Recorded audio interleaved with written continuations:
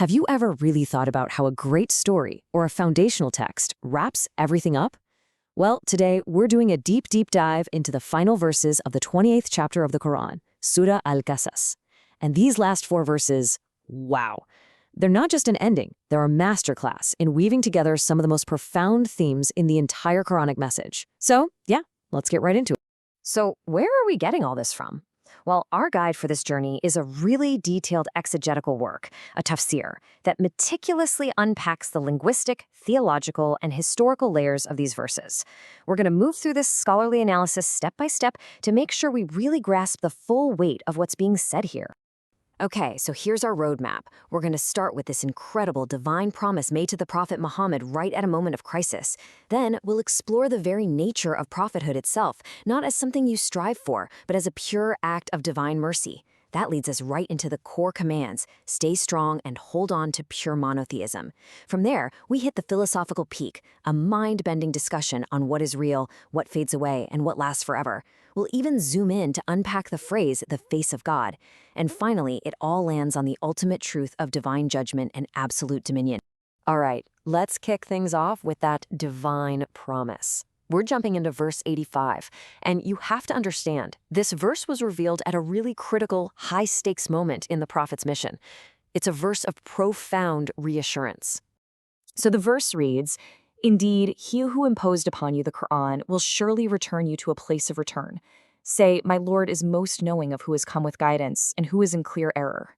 Now, the real heart of this verse, the phrase that everything hinges on, is that term, a place of return. Okay, so let's zoom in on this key word, ma'ad.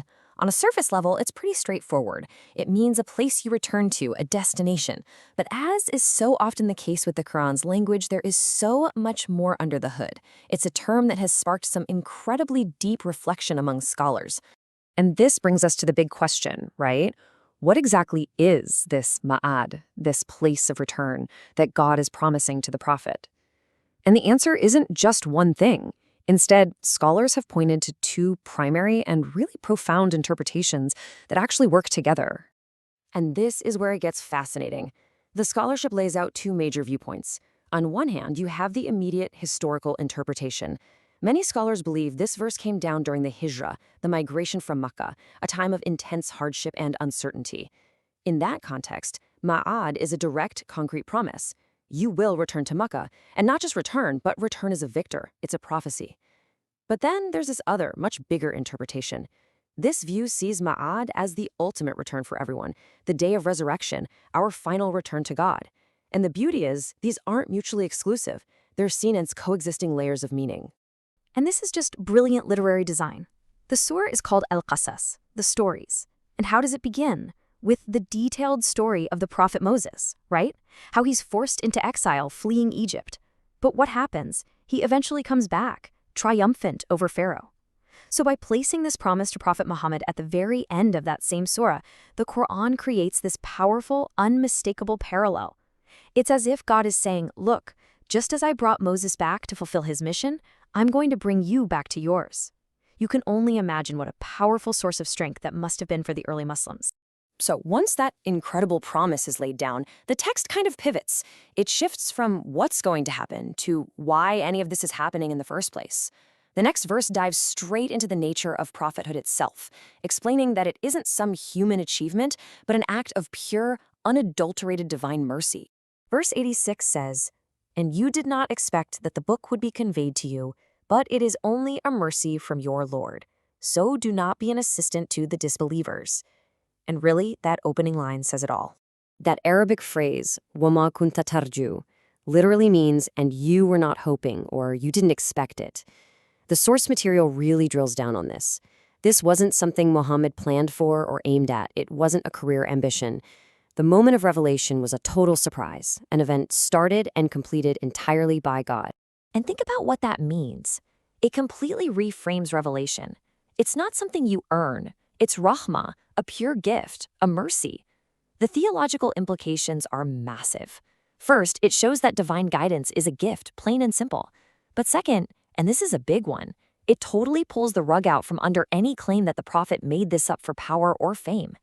The text itself says he never even saw it coming. This really hammers home the divine origin of the message. And of course, a gift that immense comes with an equally immense responsibility. The verse ends with this very heavy, very direct command, so never be an assistant to the disbelievers. Receiving this divine mercy means you have to make a clean break from any system of disbelief. It demands total loyalty to the giver, which perfectly sets up the commands in the next verse. Okay, so if prophethood is a mercy and it demands a break from disbelief, what does that actually look like on the ground?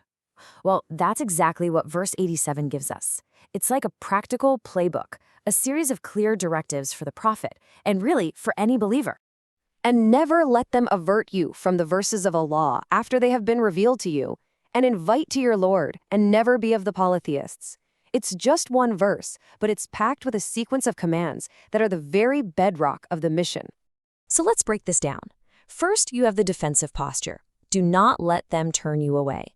This is a call for resilience, for steadfastness against insults, threats, temptations, anything meant to make you doubt. Then you have the offensive move, and invite to your Lord. This is dawah. It's not enough to just sit on the truth. You have to actively share it. And finally, you have the non-negotiable foundation that holds it all together, and never be of the polytheists. This is Tawhid, pure monotheism, the ultimate red line. These three commands together are a complete code of conduct. And that brings us to the final verse of the surah, verse 88. And this is the summit. This is the theological and philosophical climax of the entire chapter. We're moving beyond specific commands and into a universal statement about the nature of all existence. It kicks off with the most powerful, concise declaration of Tawhid imaginable. And do not invoke with Allah another deity. There is no deity except Him. This is it. This is the heart of the Islamic message. It's not just a command. It's a declaration of fact about how reality is structured. You see, this is the point that the entire surah, from the story of Moses and Pharaoh all the way to the specific commands to Prophet Muhammad, has been building towards. It all converges on this one singular, undeniable truth, the absolute reality of the one God. And everything that follows in this verse is basically the rational proof for this statement. And here's that proof. The verse continues with one of the most profound and frankly awe-inspiring statements in the entire Quran. Kullu shay'in halikun illa wajaha, which means everything will perish except his face. To get this, we really have to understand what that word perish means here. The word is halik. Now, in a simple sense, yeah, it means to perish, to be destroyed. But the scholarly sources explain that the philosophical meaning here is way deeper. It refers to anything that is not self-sufficient. It's describing all of creation, you, me, the stars, everything, as being in a state of inherent neediness, its very existence totally dependent on a higher, self-subsisting reality, which is God. So perishing isn't just about dying someday, it's about our constant state of existential dependency, right here and now. Which of course brings us to that incredible exception, illa wajhahu, except his face. If literally everything else is in this state of dependency, what is this permanent, self-sufficient reality that the Quran calls the face of God? The commentary on this single phrase is unbelievably rich. Now, what's so amazing here is that these aren't seen as competing ideas. Think of them as different facets of the same truth. The number one meaning, of course, is the divine essence itself, the dhat of Allah, the only thing that is truly real on its own. But from there, it extends. Anything that is authentically connected to that reality also shares in its permanence. So the true religion from God, it endures.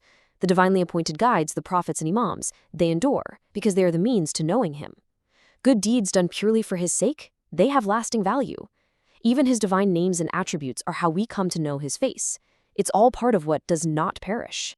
And all of this deep, deep philosophy is brought right back down to earth, right back to the practical consequence for every single one of us, the reality of judgment and our ultimate return. The surah lands on these final definitive words, lahumul hukmu wa ilayhi turja'un. To Him belongs the judgment, and to Him you will be returned. And this phrase just masterfully ties everything we've talked about into a perfect knot. And this just shows the perfect airtight structure of these verses.